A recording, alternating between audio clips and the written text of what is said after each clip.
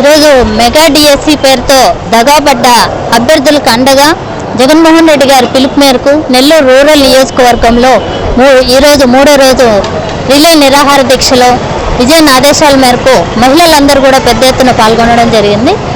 యువగలం పాదయాత్రతో యువతకు అండగా ఉంటానని చెప్పి ఈరోజు అధికారంలోకి వచ్చిన తర్వాత లోకేష్ గారు మొట్టమొదటిగా తొలి సంతకం నేను డిఎస్సి పైనే చేస్తా అని చెప్పడం, ఈరోజు యువతకు మొదటిసారిగా వెన్నుపోటు పొడిచి ఈరోజు నిరుద్యోగులుగా తయారు చేసిన ఘనత ఈ విద్యాశాఖ మంత్రి లోకేష్కే దక్కింది.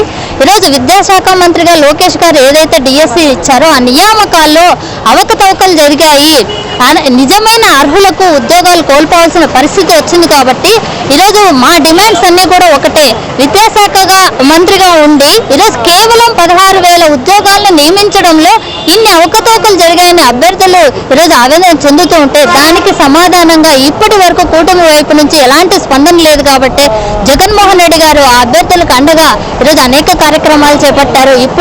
ఇప్పటికే సాక్ష్యాధారాలతో సహా కలెక్టర్లకు అర్జీలు ఇవ్వడం జరిగింది, ర్యాలీలు చేయడం జరిగింది, రిలే నిరాహార దీక్షలు చేయడం కూడా జరిగింది.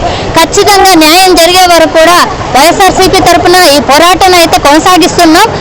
లోకేష్ గారికి మా వైపు నుంచి ఒకటే క్వశ్చన్, ఏదైతే ప్రశ్న పత్రాలను అప్లోడ్ చేశారో నవీన్ అనే వ్యక్తికి ఫస్ట్ ర్యాంక్ ఎలా వచ్చింది, ఆ తర్వాత ఆయన మెరిట్ లిస్టులో ఉంచి ఏ విధంగా తొలగించారు, అసలు డిఏడి బిఏడి చదవకుండానే ఉద్యోగం ఎలా కల్పించారు, డిఎస్సి టెట్ రాయకుండానే ఉద్యోగం ఏ విధంగా కల్పించారు, గతంలో ఉన్న జీవోను రద్దు చేసి కొత్త జీవోను తీసుకొని వచ్చి స్పోర్ట్స్ కోటాలో 421 మందికి ఉద్యోగాలు ఎందుకు కల్పించాల్సి వచ్చింది, ఆ 421 మంది కూడా ఈరోజు టెట్ డిఎస్సి రాయకపోయినా మీరు ఉద్యోగాలు ఇచ్చారు, ఇది అన్యాయం కాదా?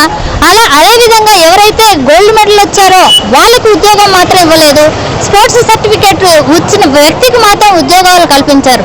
అదేవిధంగా 1:1 వెరిఫికేషన్ కంప్లీట్ అయిన ఉద్యోగస్తులకు కంప్లీట్ అయిన వాళ్ళకు మాత్రం ఉద్యోగం రాలేదు. ఏదైతే దొంగ సర్టిఫికేట్ బ్లైండ్ సర్టిఫికేట్స్ పెట్టి ఉద్యోగం తీసుకొచ్చారో ఇవన్నీ కూడా అవినీతికి పరాకాష్ట. కాబట్టే సిబిఐ ఎంక్వైరీ చేయాలని చెప్పేసి వైఎస్ఆర్ కాంగ్రెస్ పార్టీ అభ్యర్థుల తరఫున డిమాండ్ చేస్తూనే ఉంది. ఈరోజు లోకేష్ గారు చెప్పాల్సిన బాధ్యత, నిజంగా మీరు నిజాయితీగా చేశారనే నమ్మకం మీకు ఉండుంటే నిబద్ధతతో నిజాయితీతో మీరే సిబిఐ ఎంక్వైరీ వేయాలి, అప్పుడు బాధ్యతలకు నిజంగా మీరు న్యాయం చేసినట్టు. కానీ మేము సిబిఐ ఎంక్వైరీ అడిగితే అయ్యో లొకేషన్ చూసి భయపడతారని అనిత గారు చెప్తుంటే నిజంగా హాస్యాస్పదంగా లేదా? నిజంగా అవకతవకలు జరగకుండా ఉండుంటే మీరు ఎందుకు సిబిఐ ఎంక్వైరీ కోరటం లేదు? కాబట్టి ఈరోజు మేము అందరూ విద్యాశాఖ మంత్రిగా మీ విద్యాశాఖలో అనేక ఫెయిల్యూర్స్ ఉన్నాయి కాబట్టి ఖచ్చితంగా లోకేష్ గారు రిజైన్ చేయాలనేది మా అందరి ప్రధాన డిమాండ్. అదేవిధంగా యువత నిరుద్యోగాలకు మీరు ఇచ్చిన హామీలు ఈరోజు యువత విషయంకి వచ్చేస్తే విద్యార్థులకి మీరు చెల్లించాల్సిన విద్యా దీవెన వసతి దీవెన 9,500 కోట్ల బకాయిలుండి ఆ పిల్లలు సర్టిఫికేట్స్ రాకుండా పేరెంట్స్ పిల్లలు యాజమాన్యం చుట్టూ ఎన్ని అవస్థలు పడుతున్నారో మీకు అర్థం కావట్లేదా? విద్యా వ్యవస్థలో మీరు ఏ మార్పులు చేయకపోయినా పర్వాలేదు కానీ విద్యార్థుల బాధ మీకు అర్థం కావట్లేదు. అదేవిధంగా నిరుద్యోగ భృతి 3,000 ఇస్తామని చెప్పేసి హామీ వచ్చి ఈరోజు 2 ఏళ్ళు అయినా కూడా దాన్ని ఊసేయలేదు. వీటన్నిటికీ బాధ్యతగా మీరందరూ ఖచ్చితంగా లోకేష్ రిజైన్ చేయాలి, డిఎస్సి బాధ్యతలకు అండగా సిబిఐ ఎంక్వైరీ చేయాలని మేమందరం కూడా డిమాండ్ చేస్తూ ఉన్నాము. ఈ డిమాండ్స్ నెరవేర్చే వరకు కూడా బాధ్యతలకు అండగా వైఎస్ఆర్ కాంగ్రెస్ పార్టీ పోరాటం కొనసాగిస్తూ ఉందని ఈ సందర్భంగా తెలియజేస్తుంది.